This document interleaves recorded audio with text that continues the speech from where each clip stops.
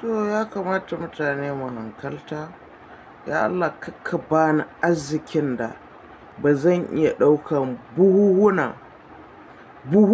50 25 kg na ba mutane na shinkafa ba, na je ina ba su 1 kg ɗin nan.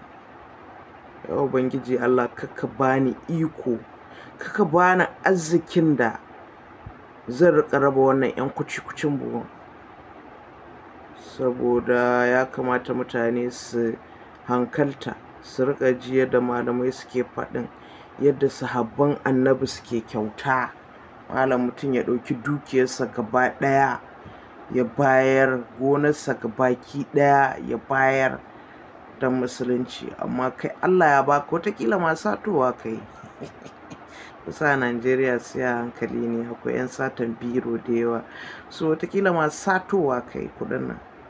Da dai ba dan wai ka bayar wai za a yafe ma wannan abin da ka sata ba ne, a'a.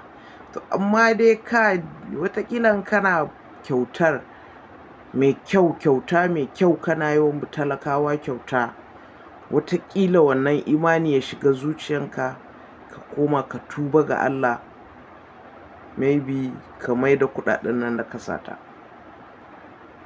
To amma mutane kawai kuna shugabantar mutane, ku riƙa ebo wai da kanku kuna sa ana yi muku 'yan ƙananan buhun shinkafa. Minista, masu muƙaman gwamnati daga gidajenku 'yan kucikucin buhuhuna su riƙa fitowa.